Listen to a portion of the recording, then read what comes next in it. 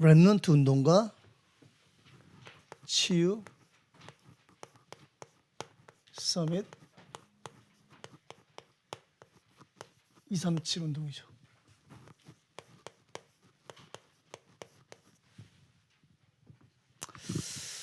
(237) 치유 서밋인 줄 알았는데 치유 서밋 237이에요.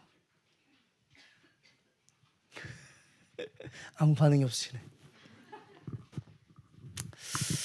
현장은 어떤 것으로도 답을 얻을 수 없다 그랬어요. 현장은 어디죠? 여러분들이 계신 그곳. 우리 렘넌트들이 생활하는 그곳. 그곳은 어떤 것으로도 답을 얻을 수 없다 그랬어요. 그래서 복음 없는 자는 다 전도해야 될 대상이에요. 아까 우리 대표로 기도하신 분이 말씀하셨지만 내가 있는 곳은 선교지인 겁니다. 왜 그렇죠? 그 어떤 것으로도 그 현장을 살릴 수 없기 때문에 그래요. 복음 가진 여러분들만 그 현장을 살릴 수 있어요. 오늘 말씀 들으면서 내 현장이 선교지인지 아니면 무인도인지 결정하셔야 돼요. 그렇죠. 여러분은 무인도에 갇혀 사시면 안 돼요. 여러분의 현장 어디죠? 선교지인 겁니다. 답을 가졌으면 살려야 돼요. 오늘 말씀이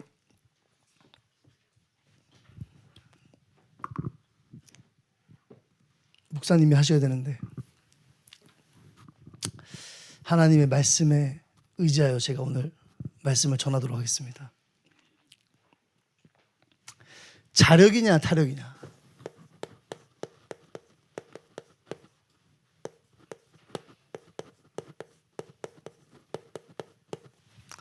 종교와 복음을 이야기하는 거죠. 잠자고 일어남도 스스로 할 수 없는 사람이 인간 문제를 스스로 해결하려고 하는 것은 결국 인간 문제가 무엇인지 모르는 데서 오는 무지와 오류인 겁니다. 그게 종교죠. 절대 불가능한 것을 인간의 노력으로 가능하도록 만드는 거예요. 복음은 뭡니까? 복음은 절대 우리가 할 수 없다는 겁니다. 왜 그렇죠?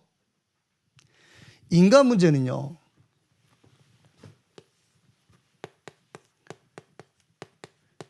사단에게 속아 하나님을 떠나 저주 아래에 있는 상태. 이 상태를 인간 문제라고 성경은 밝히고 있어요. 무엇이 인간 문제인지를 알면 절대 종교로는 해결할 수 없음에 대한 결론에 이르게 돼 있어요. 그래서 하나님께서는 우리에게 다른 방법을 주신 겁니다. 그리고 그 방법은 처음부터 주신 거예요.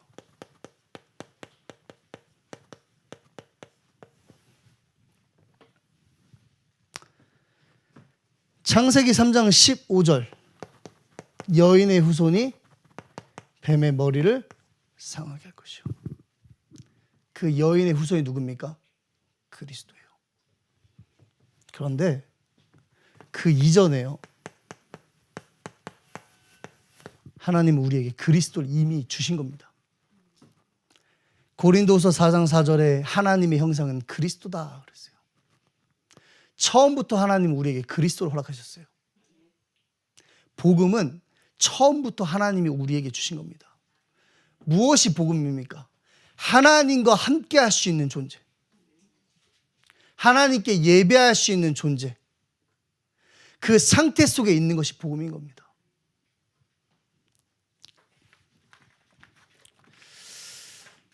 바로 본론으로 들어가면요,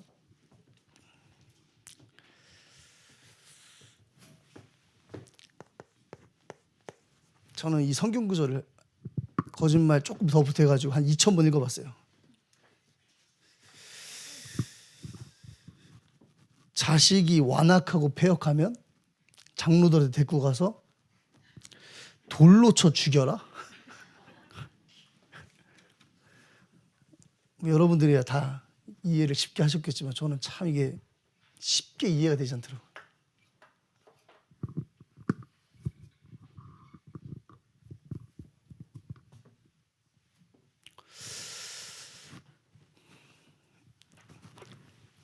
질문을 하나 써볼게요.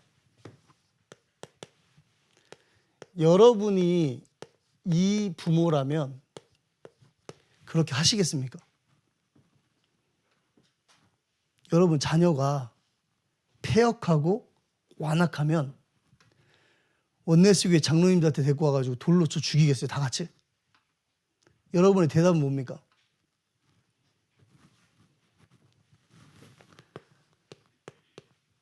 노겠죠, 노. 이 중에서 아무도 그럴 수 있는 사람이 없어요. 그렇죠.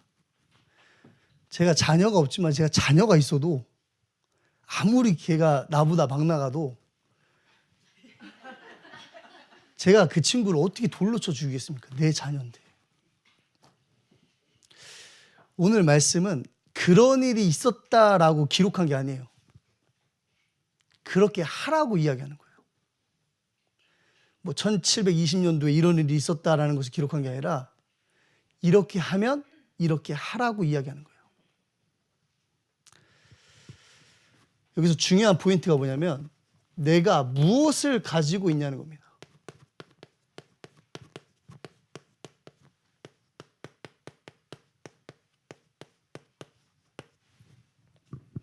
이 말씀을 듣고 있는 여러분들이 무엇을 갖고 있는가에 따라서 이 돌로 쳐 죽이라는 의미는요, 두 가지로 해석될 수 있어요.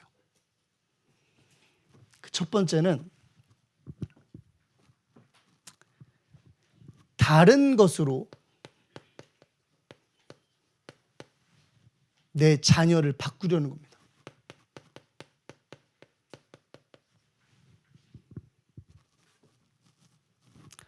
두 번째는 복음으로 내 자녀를 치유하는 겁니다. 첫 번째는 상처를 심는 거예요. 이게 뭐죠? 이게 창세기 3장 운동인 겁니다.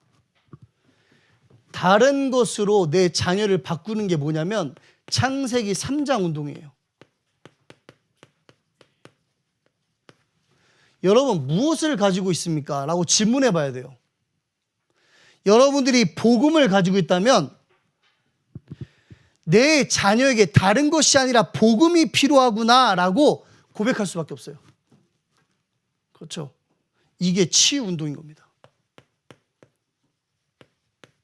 여러분 어떤 운동을 하고 계십니까? 그 이전에 내가 무엇을 가지고 있는가 질문해 봐야 돼요. 복음의 눈으로 이 현장을 바라보면요, 오늘의 말씀을 바라보면 악을 제하라, 이 말이 돌로 치라 라는 말이죠. 이 말은 치유 운동이라는 뜻이에요.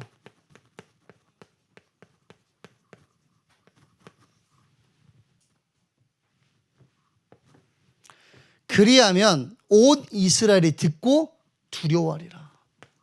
이 두려워하리라는 말은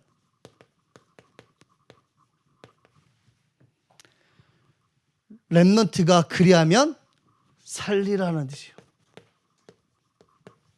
여러분들이 치유운동하면 렘넌트가 선다는 겁니다. 그렇죠. 창세기 3장 운동하면 다 죽이는 거예요.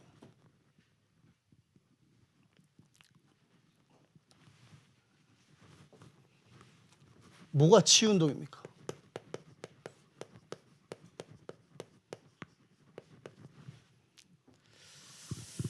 제가 한 38년 전에, 37년 전에 있었던 일을 저희 부모님, 아버지, 목사님께서 강단에서 말씀하셔가지고 그때 제 나이가 한 5살? 6살? 뭐 아마 이랬을 거예요. 엄청 맞은 거죠. 그때부터 뵀으니까 얘를. 지금 같았으면 지금 여기 안 계실 건데 저기 요 앞에 있는 건물 안에 계실 건데요.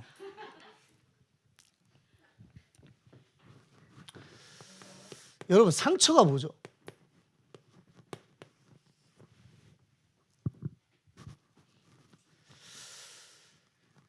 제가 상처라는 단어를 가지고 조금 많이 고민을 했어요. 제가 내린 결론입니다. 치유도 우리가 생각하는 치유가 아니죠.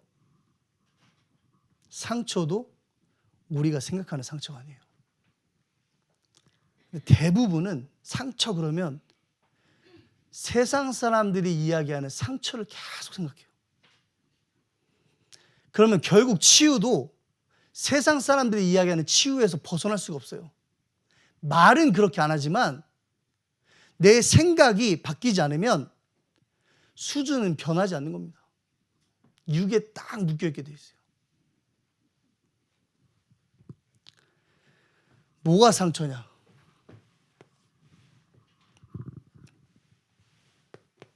창세기 3장인 겁니다.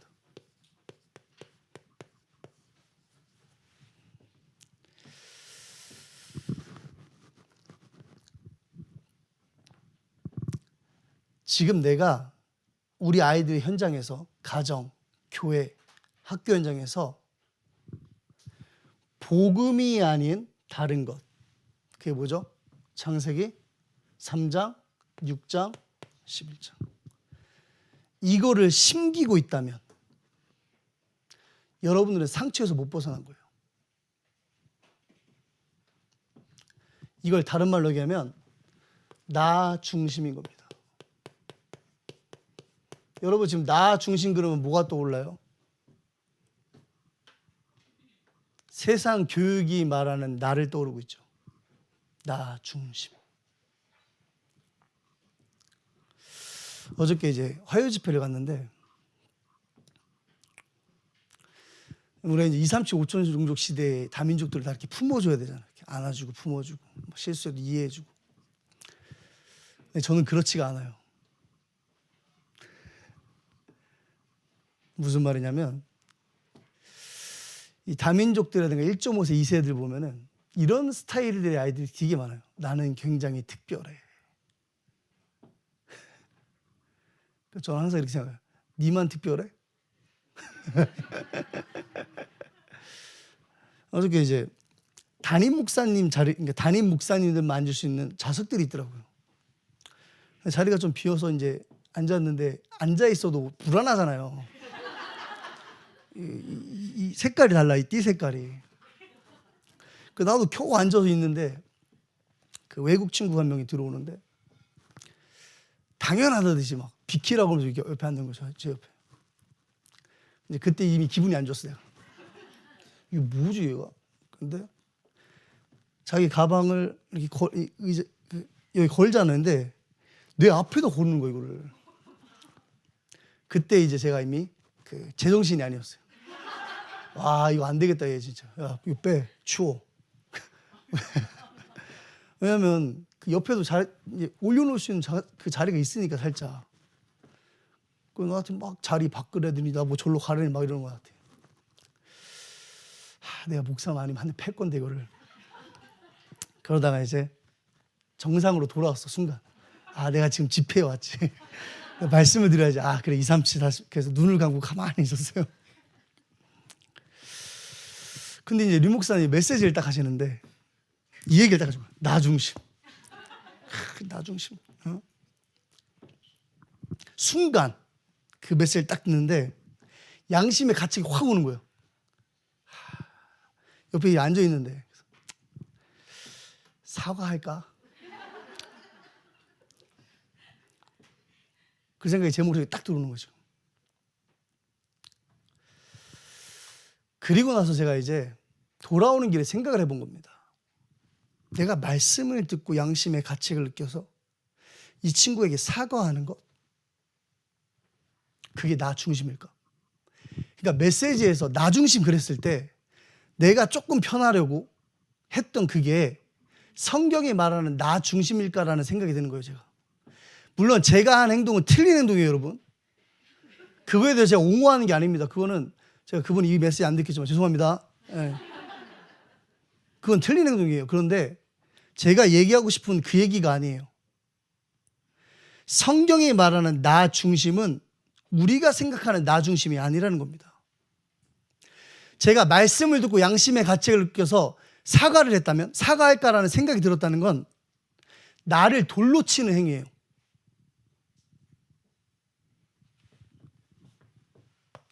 다른 곳으로 지금 내가 나에게 답을 주는 겁니다. 말씀을 듣고도 다른 곳으로 나에게 답을 주고 있는 거예요, 제가. 그게 나 중심이에요. 그게 창세기 3장인 겁니다.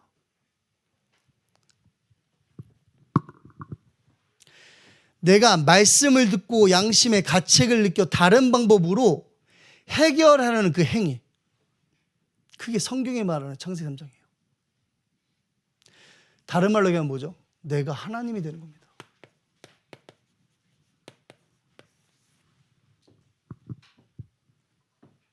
다른 방법으로 자꾸 나에게 답을 주는 거예요.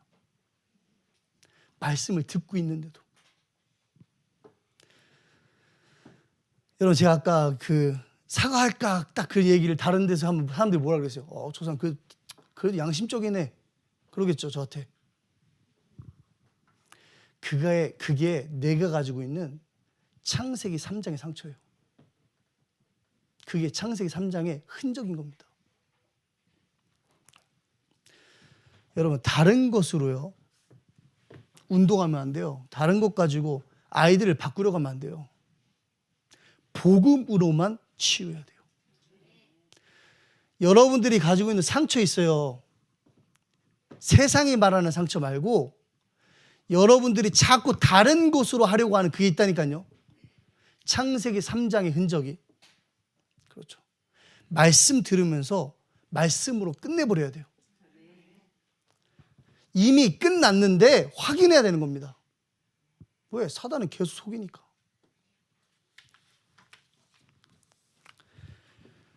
그럼 또 질문해야겠죠. 누가 치유할 수 있습니까?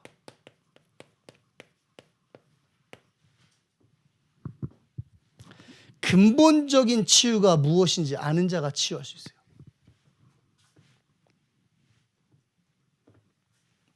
이게 1번이면 이게 2번이겠죠. 근본적인 치유.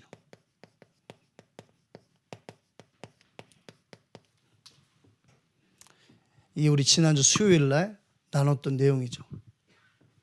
원래 인간. 하나님의 형상과 모양대로 지음받은 자. 그리스도는 하나님의 형상이라. 처음부터 그리스도가 필요한 나를 아는 자. 은혜로만 가능하죠. 인간 문제가 무엇인지 아는 자. 인간 문제는 다른 것이 아닙니다. 그리스도가 필요한 인생에 다른 것이 필요하다라고 속이는 자. 그 권세 아래 있는 것을 인간 문제라 그래요.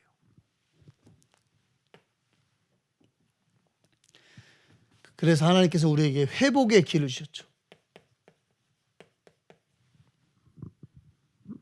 요한복음 1장 14절에 보면 말씀이 육신이 되어 우리 안에 거하심에 성육신 사건. 절대 불가능 속에 있던 나의 인생에 하나님께서 찾아오신 겁니다. 나의 절대 불가능은 하나님의 절대 가능이에요. 내 스스로 하나님을 만날 수 없지, 하나님이 나를 찾아오시는 것은 하나님 입장에서는 절대 가능한 겁니다. 그래서 요한복음 14장 6절에 내가 곧 길이요 진리요 생명이니 나로 말미암지 않고는 아버지께로 올 자가 없느니라. 유일한 회복의 길인 겁니다. 이 근본적인 치유를 아는 자가 렘넌트를 치유할 수 있어요.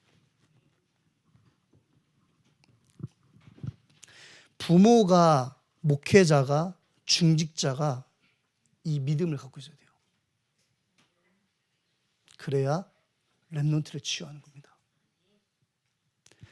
여러분, 오늘로서 딱 멈추세요.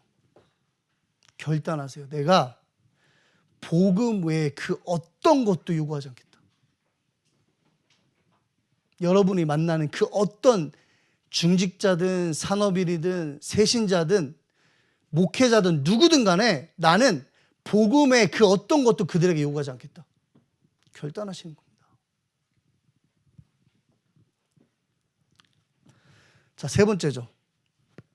그럼 어떻게 치유할 것인가?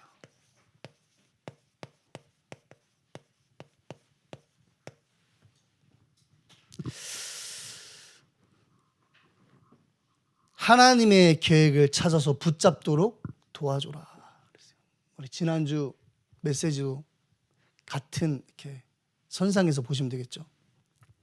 하나님께서는 말씀을 통해서 우리에게 당신의 일과 계획을 말씀하신다. 그래서 말씀을 통해서 하나님이 하시고자 하는 일과 계획을 질문해야 돼요. 어떻게 그러면 여러분도 답은 알고 계실 겁니다. 예배 회복이에요.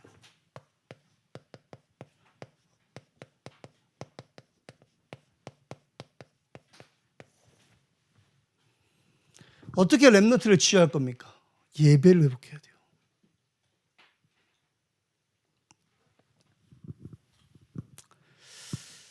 출애굽기 3장 1절에서 8절에 보면 호렙산에서 80세 먹은 노인 모세가 하나님을 마주합니다.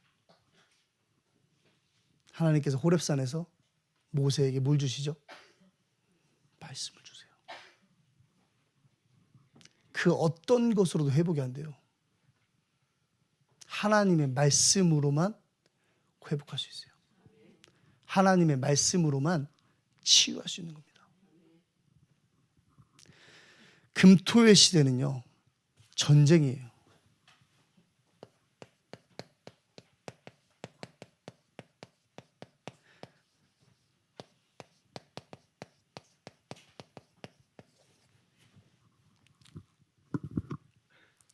교회와 렘넌트를 살리는데 우리가 지금 계속 금토일 시대를 이야기해요.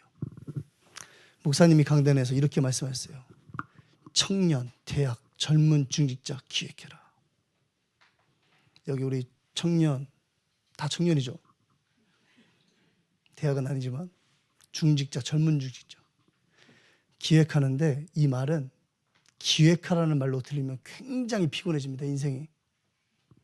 여러분 인생이 굉장히 힘들어지는 거예요. 이 말은 예배를 회복하라는 거예요. 중직자는 기도와 헌신으로 수조만 올려라 그랬죠. 그 말은 수조 올리라는 말이 아니에요. 예배를 회복하라는 거예요. 금토일 시대. 어디에서 나의 위치를 찾을 것인가? 하나님의 말씀 속에서 찾아야 돼요.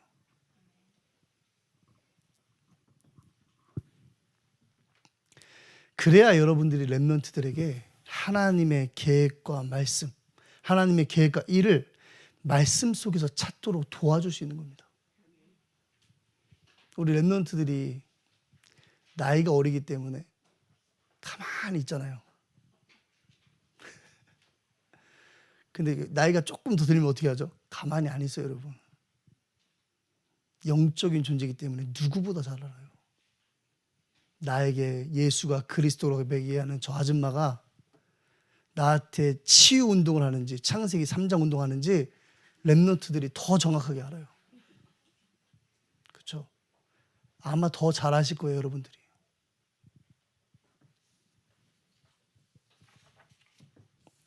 두 번째입니다. 서밋 운동이죠.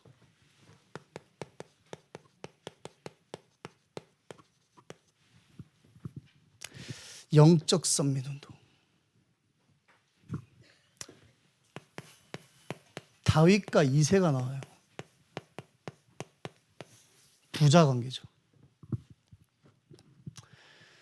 어린 다윗을 전쟁터에 보냅니다.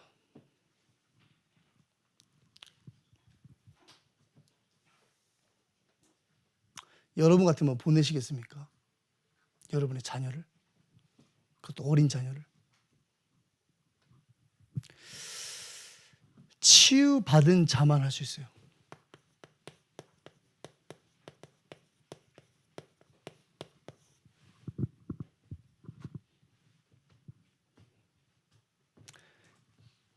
근본적 치유를 아는 자.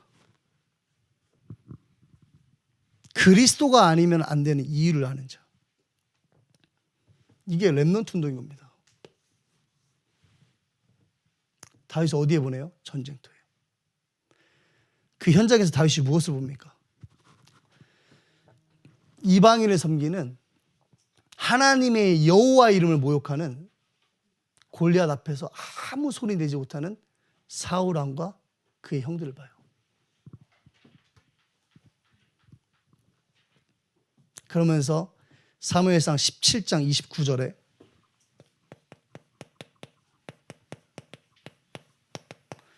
다윗이 고백합니다. 어찌 이유가 없으리까?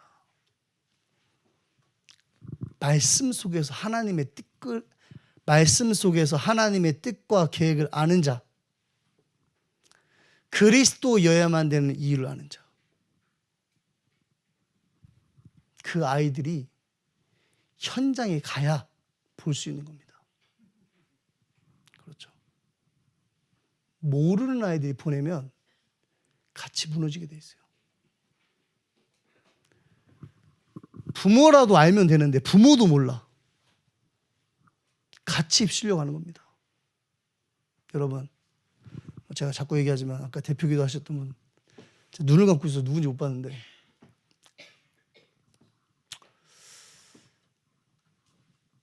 홍수가 일어나잖아요. 노아 시대. 다 휩쓸려 가는 겁니다. 그런데 성경은 노아는 하나님께 은혜를 입었다 그랬어요. 노아가 입었는데 누가 살아요? 노아의 가족들과 자녀들이 살죠. 그게 렘넌트 운동이에요. 오늘 수요 1부 예배 여러분들 여기 나오셨어요. 다들 바쁘실 건데 지금 시간이면 불당동 커피숍에 여가를 보내야 될 시간인데 여기 나오셨어요.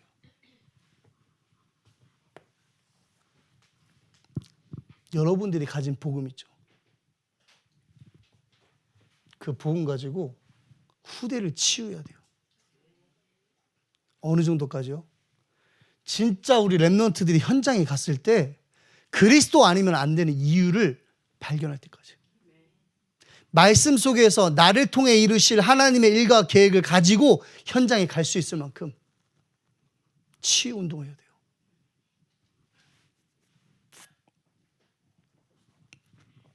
반드시 알아야 될 거 그랬죠.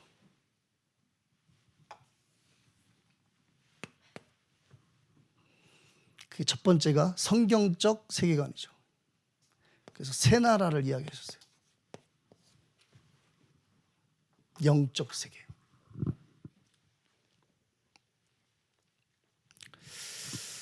세상 나라, 사단의 나라, 하나님의 나라. 우리 렘넌트들에게 올바른 세계관을 심겨줘야 되는데 그 세계관이 뭐냐면 영적 세계예요. 많은 기독교인들은 사단의 역사를 신봉하죠. 그래서 너무나 쉽게 이야기해요. 사단의 역사에서. 사단이 속였어. 사단에게 넘어졌어. 근데 누구를 안 믿어요? 하나님은 안 믿어요.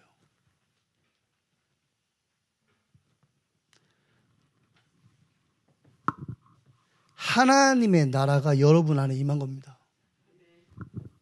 사단의 나라는 무릎 꿇고 있어요. 그렇죠.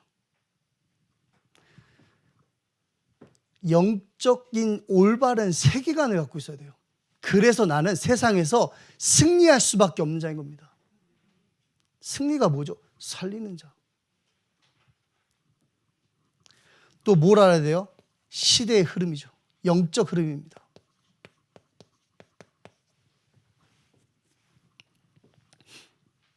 우리가 아까도 이야기했지만 다 창세기 3장 운동하고 있어요. 그게 시대예요. 이게 네피림이죠. 그 시대 속에서 그 시대를 거슬러 올라가는 자들이 있어요. 그게 성경 속 렘넌트 7명입니다. 다른 힘이 아니라 하나님이 내게 주시는 힘. 세상이 말하는 힘이 아니라 하나님이 내게 주시는 힘. 그걸로 시대의 흐름을 거슬러 올라가는 겁니다. 이걸 렘넌트들에게 전달해 줘야 돼요. 그게 영적 썸밋 운동이에요.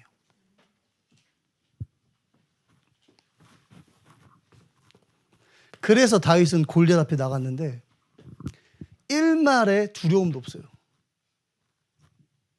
신기하죠. 속으로는 떨었을까? 모르겠어요. 그게 영적 썸밋인 겁니다. 세 번째가 뭐죠? 보좌의 축복과 영적 썸밋. 그래서 여러분들이 알고 계시는 393. 성삼위 하나님이 나와 함께. 하나님이 여러분과 함께 하세요. 그걸 여러분만 알고 있지 말고 전달해 주는 겁니다. 보좌의 축복이 나에게. 모든 것이 전도와 선교로 보여지는 겁니다. 그게 393의 응답이에요. 이게 여러분들이 해야 될 영적 썸밋 운동입니다. 세 번째죠.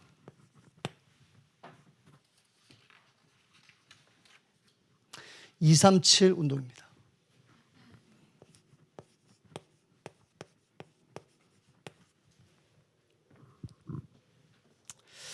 렘넌트는 지금부터 한 나라와 한 종족을 붙잡고 복음 안에서 기도해라 그랬어요. 그러면서 우리에게 주신 말씀이 창세기 12장 1절에서 3절. 하나님은 처음부터 아브라함을 부르사 천하 만민을 이야기하신 겁니다. 근데 그 이전에 또 뭐가 있었어요? 창세기 1장 28절. 생육하고 번성하고 다스리고 정복하라. 창세기 37장 1절에 11절에도 요셉의 꿈을 보면 애굽, 세계의 복음화의 꿈을 주시죠. 부활하신 주님께서도 부활 메시지로 제자들에게 동일한 말씀을 주십니다. 천하 만민, 땅끝, 모든 민족. 237 운동이 뭡니까? 렘넌트가 가진 복음을 세계화하라는 거예요.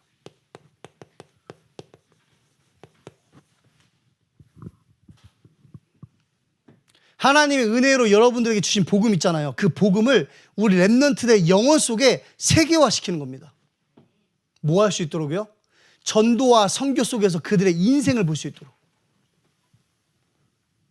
내가 공부해야 될 이유, 내가 살아야 될 이유가 237과 5천 종족에서 찾아질 수 있도록 237 운동하는 겁니다.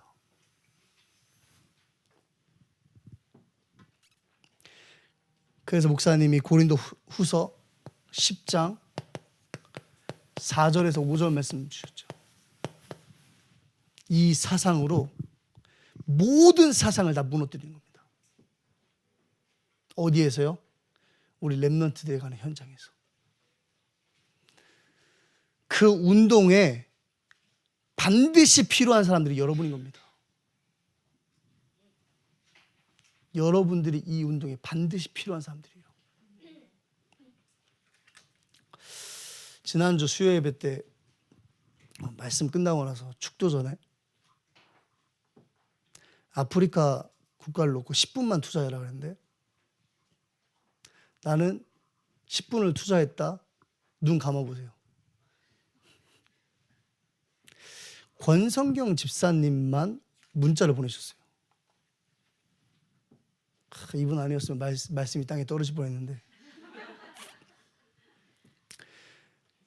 그 레소토라는 전면이 남아프리카 공화국에 둘러싸이는 내륙 국가를 찾아서 문자로 보내셨더라고요.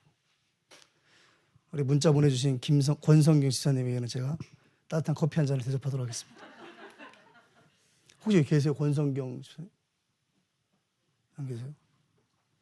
저 얼굴을 몰라가지고. 여러분들 말씀을 우리가 듣잖아요. 그냥 듣고 지나가 버리면 다른 사람의 응답으로 끝나버려요. 그렇죠? 제가 지금 이렇게까지 얘기해도 이 중에서 그 10분이 아까워서 투자 못할 분들이 있을 거예요, 분명히. 근데 어찌하겠습니까? 기차는 가야 되는데. 그렇죠.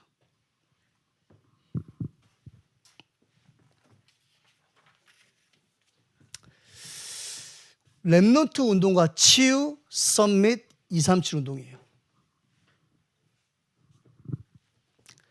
여러분들은 복음 가졌기 때문에 치유 운동할 수 있는 조건을 가진 겁니다. 그렇죠. 그래서 뭐 하라고요? 렘넌트들을 치유하라는 거예요. 다른 것으로 하지 말고 하나님이 내게 주신 복음으로 하라는 겁니다.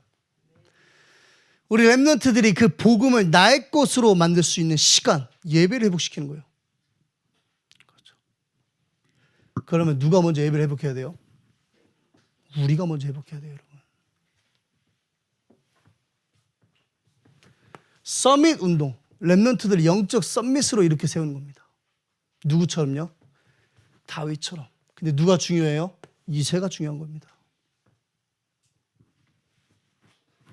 그래야 뭐 할 수 있어요? 우리 렘넌트들이 그들이 가진 복음을 그들의 현장에서 세계화시킬 수 있는 거예요. 자, 결론입니다.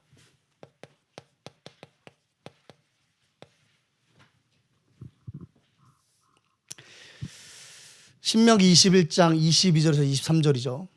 사람이 만일 죽을 죄를 범함으로 네가 그를 죽여 나무 위에 달거든 그 시체를 나무 위에 밤새도록 두지 말고 그날에 장사하여 내 하나님 여호와께서 내게 기업으로 주시는 땅을 더럽히지 말라. 나무에 달린 자는 하나님께 저주를 받았음이니라. 아멘.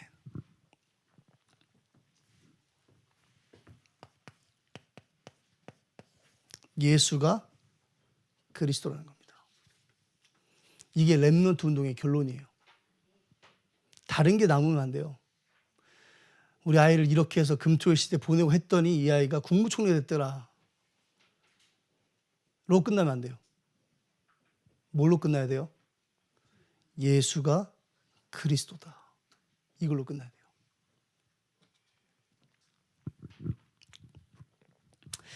의식해라 그랬어요.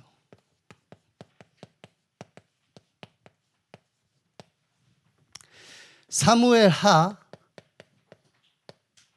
16장 10절 말씀 우리 같이 한번 볼까요? 사무엘하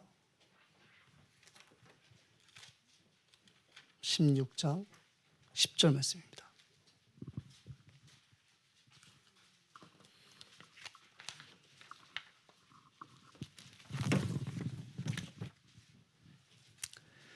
우리 같이 한번 읽어보겠습니다. 왕이 이르되 수르야의 아들들아 내가 너희와 무슨 상관이 있느냐 그가 저주하는 것은 여호와께서 그에게 다윗을 저주하라 하심이니 네가 어찌 그리하였느냐 할 자가 누구겠느냐 하고. 아멘. 사무엘하 16장은 자기가 사랑하는 아들 압살롬에게 쫓겨가지고 다윗이 도망을 가고 있는 모습이에요. 우리나라 속담에도 믿는 도끼에 발등 찍힌다는 말이죠. 다윗의 심정이 어땠을까요? 지금 여러분들이 생각하는 그 심정이었겠죠. 그때 멀리서 5절 말씀 보면요. 게라의 아들 시므이라는 사람이 다윗을 저주합니다. 이 게라는 사울 왕의 친족이에요. 그러니까 베냐민 집하고 왕족이라는 뜻이에요. 시므이의 심정도 이해가 돼요. 원래 우리는 왕족이었는데 하나님이 베냐민 지파를 패하시고 유다 지파를 세우심으로써 우리가 더 이상 왕족이 되지 않는 겁니다. 근데 때마침 다윗이 도망을 가요. 저주하기 딱 좋은 날이죠. 9절에 보시면요. 수르야의 아들 아비새가 왕께 여짜오되 이 죽은 개가 어찌 내 주왕을 저주하리이까. 청하건대 내가 건너가서 그의 머리를 베게 하소서 하니. 우리가 어미새는 많이 들어봤는데 아비새는 처음 들어보죠. 기억하시라고. 아비새. 아비새가 누구죠? 다윗 왕의 수종이에요. 시므이도 아비새도 이해가 돼요. 그렇죠?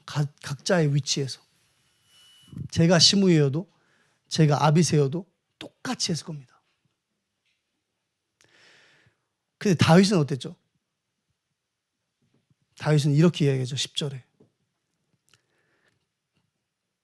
수루아의 아들들아 내가 너희와 무슨 상관이 있느냐. 왜 상관이 없습니까? 너희 수루아의 아들들이 다윗의 수종인데. 근데 다윗이 뭐라고 합니까? 그가 저주하는 것은 여호와께서 그에게 다윗을 저주하라 하심이니 내가 어찌 그리하였느냐 할 자가 누구겠느냐. 물론 신학적으로는요, 베냐민 지파에서 유다 지파로 왕권이 넘어오는 것은 그리스도가 왕의 권세를 갖고 이 땅에 오신다는 것을 상징하기 위한 중요한 요소가 돼요. 아비새가 알았겠습니까? 시므이가 알았겠어요? 다윗은 알고 있었잖아요. 아비새와 시므이는요, 자기의 현장에서, 상황에서 뭘 찾았어요? 나의 위치를 찾은 겁니다. 환경 속에서. 그러니까 뭘 찾게 돼요, 결국? 다른 방법. 상황을 바꾸려고 하는 거예요, 다른 거 가지고. 그게 창세기 3장 운동이에요. 이 둘 중에 가장 열받는 게 누구겠습니까? 다윗 아닙니까? 다윗이 힘이 없습니까? 아비새를 시켜서 손에 피를 안 묻히고 죽일 수 있는데, 그 다윗은 어디서 자기 위치를 찾아요? 하나님의 말씀 속에서 찾는 거예요. 누가 힘 있는 자냐면 말씀을 가진 자가 힘 있는 자예요. 결과는 뭡니까? 다 살리는 겁니다. 시므이도 살리고 베냐민 지파도 살리고 아비새도 살리는 겁니다. 그게 우리가 이야기하는 전도와 선교예요. 말씀을 가진 자가 힘 있는 자. 그 자가 렘넌트 운동할 수 있는 겁니다. 그 응답의 주역이 여러분 되시기를 주님의 이름으로 축복합니다. 기도하겠습니다. 하나님 감사합니다. 말씀 주셨습니다. 주신 말씀 언약으로 붙잡게 하시고 한 주간 렘넌트 운동에 그 대열에 앞장서서 우리 렘넌트들을 치유하고 영적 선밋으로 세우고 237을 살리는 자로 일으킬 수 있도록 오늘 함께 예배하는 주의 백성들에게 은혜를 부어 주옵소서. 감사드리며 권세 많으신 예수 그리스도의 이름으로 기도합니다. 아멘. 하나님 감사합니다. 하나님께 물질 드릴 수 있는 은혜 주시고 또 축복 속에서 이 물질이 하나님이 원하시는 그 일과 계획 속에 쓰이게 하시니 감사합니다. 물질 드린 자의 손길을 기억하사 저들의 인생이 렘넌트 운동, 치유 운동, 썸밋 운동, 237 운동 속에 거하게 하시고 저들의 후대가 이 운동을 지속할 수 있는 은혜 속에 거할 수 있도록 주께서 오늘 성령으로 역사해 주시옵소서. 지금은 우리 주 예수 그리스도의 은혜와 아버지 하나님의 극진하신 사랑과 보혜사 성령님의 내주 인도 역사 충만케 하시며 오늘 수요 일부 예배 참석한 사랑하는 원네스 교회 성도들 머리 위에 한 주간 말씀에 근거하여 그 말씀의 증인으로 설 전도자들의 여정 위에 지금부터 영원까지 함께 계실지어다.